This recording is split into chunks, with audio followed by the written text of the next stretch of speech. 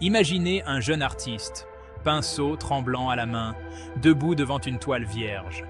Le monde s'estompe à mesure que l'inspiration s'empare de lui.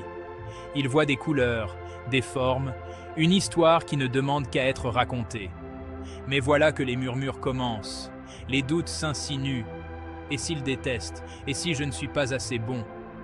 Les couleurs autrefois vibrantes s'éteignent. Les coups de pinceau hésitent. L'artiste, paralysé par la peur, dépose son pinceau, un autre chef-d'œuvre étouffé avant même d'avoir pu voir le jour. C'est le pouvoir paralysant du jugement. Il peut asphyxier les rêves, faire taire les voix et nous retenir captifs dans une cage de notre propre fabrication. Mais il existe une issue.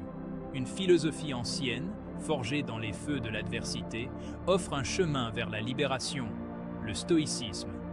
Êtes-vous fatigué des murmures qui vous retiennent?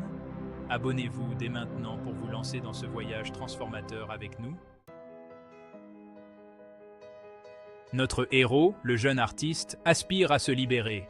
Il aspire à la liberté de créer sans les chaînes du jugement, de partager son don avec le monde sans le fardeau de la peur de la critique. Il sait que l'art véritable jaillit d'un lieu d'authenticité, d'une âme assez courageuse pour s'exprimer sans réserve. Mais le chemin vers la liberté est semé d'embûches. Les murmures, réalise-t-il, proviennent d'un endroit plus profond, de ses propres insécurités et de son besoin désespéré de validation extérieure. Il comprend que pour vaincre la peur du jugement, il doit d'abord se vaincre lui-même. Son voyage commence par un principe stoïcien fondamental. Nous ne pouvons pas contrôler les événements extérieurs, mais nous pouvons contrôler nos réactions face à eux. Il réalise que les jugements des autres ne sont rien de plus que des événements extérieurs, de simples opinions qui n'ont aucun pouvoir sur lui, à moins qu'il ne le leur permette. Il plonge dans la sagesse d'Épictète, de Marc Aurèle et de Sénèque, s'imprégnant de leurs enseignements. Il apprend à distinguer ce qui est sous son contrôle, ses pensées, ses émotions et ses actions, de ce qui ne l'est pas, les opinions fugaces des autres. Vous êtes-vous déjà senti submergé par les opinions des autres? Partagez vos expériences dans les commentaires ci-dessous. Soutenons-nous mutuellement dans ce voyage. Accepter l'incontrôlable. Notre artiste commence à comprendre que la vie est une tapisserie tissée à la fois de joie et de tristesse, d'éloges et de critiques. Il apprend à accepter les tempêtes inévitables, sachant qu'elles aussi passeront. Il concentre son énergie sur ce qu'il peut contrôler, sa réponse au monde qui l'entoure.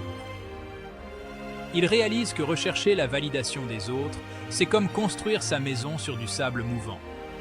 Le véritable épanouissement, apprend-il, vient de l'intérieur, de l'alignement de ses actions sur ses valeurs, de la recherche de l'excellence dans tout ce qu'il entreprend, quel que soit le résultat. Trouver la force dans la vertu.